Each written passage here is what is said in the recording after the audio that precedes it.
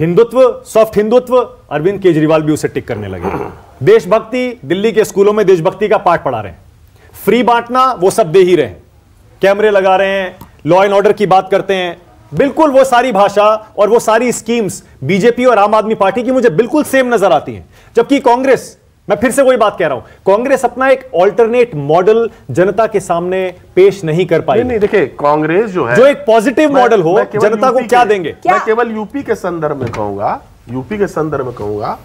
देखिए कांग्रेस भले ही एक पॉलिटिकल पार्टी है, लेकिन यूपी में वो एक एनजीओ की तरह लड़ रहे थे। अब उनकी जो टोटल वर्किंग, उनकी स्लोगनशिप, उनके नारे, वो एकदम एनजीओ की तरह लड़ रहे थे। जी, एक बात और है उसमें, गिव अवे मॉडल की हम बात कर रहे हैं, ये आप पे कितना विश्वास है? जी जी, आपने न्याय योजना सामने रखी, आप 6,000 रुपए साल के दे रहे हो, वो 6,000 रुपए महीने देने की बात कर रहे थे, पर किसी ने 72,000 रुपए।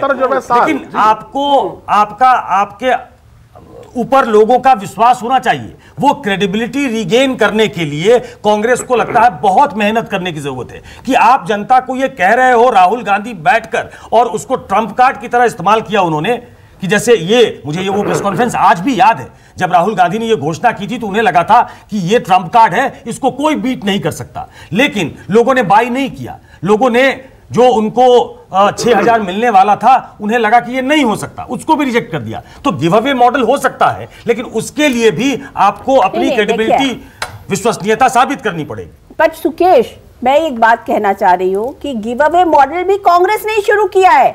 मनरेगा, बिल्कुल सही बात है, मनरेगा का मॉडल कांग्रेस ने शुरू किया, लेकिन उस मॉडल को इन लोगों ने एक्सपेंसिव बना दिया। उस मॉडल को इन लोगों ने बना दिया। अब अगर पंजाब में कांग्रेस चाहती तो वो भी डायरेक्ट बेनिफिशियरी कर सकती थी, वो भी अनाज दे सकती थी, वो भी बहुत कुछ कर सकती थी, लेकिन शायद उनको लगा कि हमारी ट्रेजरी खाली है, हम ये नहीं कर सकते हैं, हम वो नहीं कर सकते। जबकि और लोगों ने ट्रेजरी खाली हो तो हो, उन्होंने सब कुछ दिया। शाहनवाज हुसैन भी आ गए हैं। रागिनी, एक सेकंड आ रहा हूं। शाहनवाज जी बिहार सरकार में मंत्री हैं और देखिए मुस्कुरा रहे हैं। जाहिर है आपके पास वजह भी है आज शाहनवाज जी मुस्कुराने की। ऐसे भी मुस्कुराते हैं, वो हमेशा वैसे ही मुस्कुराता हुआ चेहरा है शाहनवाज जी का। लेकिन शाहनवाज जी, मैं अभी जो बहस चल रही थी, मैं चाह रहा हूं उसी को आगे बढ़ाइएगा। बधाई पहले ले लीजिए हमारी, उसके बाद। शाहनवाज जी, हम ये कह रहे थे, क्या बीजेपी ने एक ऐसा मॉडल तैयार कर लिया है जो 5 साल सरकार चलाने के बाद भी जनता का आशीर्वाद जीत लेता है?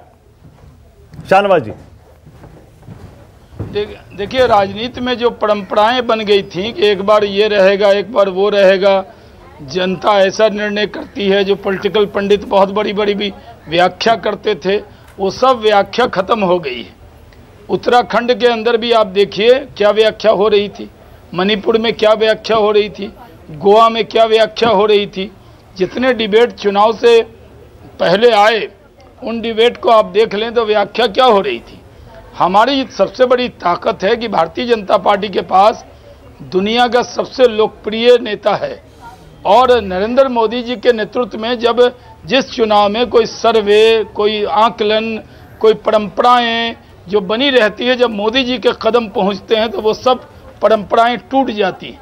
उत्तराखंड के अंदर जब मैं प्रचार में वहाँ गया था तो वहाँ पर कुछ पत्रकार, आप जानते हैं कि हम बहुत पुराने प्रवक्ता हैं तो सबसे मित्रता रहती है, वो कह रहे थे यहाँ तो आप लोगों का बड़ा मुश्किल है, यानी ऑफलाइन कह रहे थे।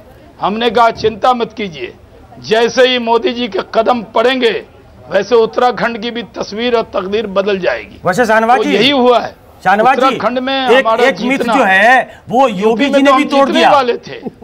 शाहनवाज जी, एक मिथ जो है वो योगी जी ने भी तोड़ दिया इन चुनाव में, कि जो नोएडा आता है हार जाता है। तो वो कई बार नोएडा आए, लेकिन लगता है कि वो काम नहीं कर पाए, वो जीत गए उसके बाद भी।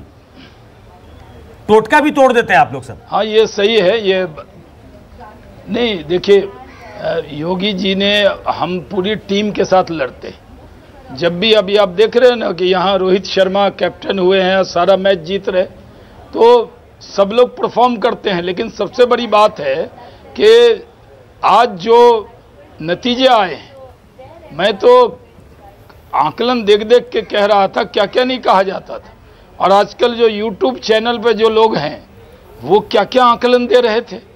किसी को भी पकड़ लेते थे, उससे कुछ बुलवा लेते थे और ऐसा लगता था यही जनता की राय है।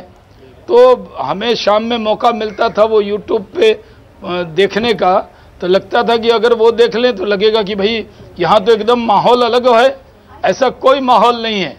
हम लोगों ने उत्तर प्रदेश में जिस तरह 3 दशक के बाद कोई सरकार दूसरी बार रिपीट हो रही है, गोवा के अंदर हम सरकार में रहते हुए सरकार में आ रहे हैं, उत्तराखंड में हम सरकार में रहते हुए आ रहे हैं, मणिपुर जहां लोग कह रहे थे कि Bharatiya Janata party tough fight में जाएगी वहां भी आ रहे हैं, और उत्तर प्रदेश के अंदर जो काम आया है, देखिए आजकल लोग पंजाब पे भी करिए ना, पंजाब में भी चर्चा कर लीजिए। हाँ, हम सब जीती हुई स्टेट पे कर रहे हैं। सुकेश रंजन जी मुझे पंजाब ले जाएंगे जी, मुझे आप पंजाब ले जाएंगे ये मुझे मालूम था।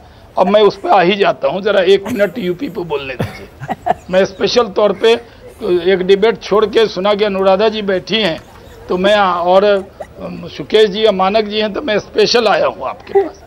तो मैं आपसे कहता हूँ कि यूपी में क्या कहा जा रहा था, सारे मिथक टूट गए। और पंजाब में जानिए, पंजाब में हम कभी सरकार में थे ही कहाँ, हम तो अकाली दल सरकार में था और हम सहयोगी थे। जो मुख्यमंत्री होता है सरकार उसकी, हम सहयोगी दल, और वहाँ जो उनकी गलतियाँ हैं वो भी बीजेपी पर मढ़ दी जाती थी। पहली बार हम इतनी सीटों पर लड़ रहे हैं और हमने कभी दावा नहीं किया सुकेश जी कि हम पंजाब में सरकार बनाएंगे। एक बयान दिखा दीजिए, सर्च कर लीजिए आप, एक बयान। आपका तो यूट्यूब चैनल पता नहीं टीआरपी क्या कही जाती है मुझे नहीं समझ में आता है, लेकिन न्यूज़ 24 तो कोई भी खबर होती है तो यूट्यूब पे तो सबसे आगे आप निकल जाते हैं, और आपका हम लोग देख लेते हैं व्यू कितना मिला।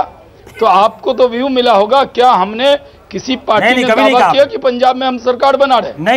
नहीं कहा ना। लेकिन पंजाब में मैं आज दावा करता हूँ भविष्य की पार्टी भारतीय जनता पार्टी है। तो एक बात बताइए ना कि वहां पर डेरा सच्चा सौदा के राम रहीम, बाबा गुरु राम रहीम को क्यों छुड़वाया? मतलब जस्ट उससे पहले फरलो दिलवाया गया, तो मतलब वो सब खेल क्या हो रहा है?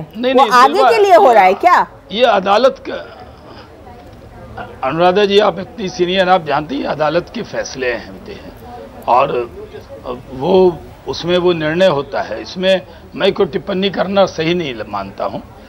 और अच्छा। वो कोई विषय, हम जब चुनाव लड़ते हैं ना, हम वैसी टीम हैं कि जहाँ पर हमें कहा जाए कि चुनाव लड़ने जाओ तो हम कांग्रेस थोड़ी हैं कि लड़ने से पहले ही हार मान जाएंगे।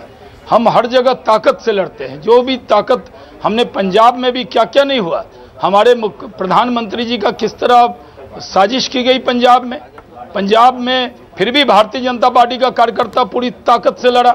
इसलिए मैं कहता हूं कि हमारे विरोधी हमारा आकलन करते वक्त ये भूल जाते हैं कि हमारी सबसे बड़ी ताकत मोदी है।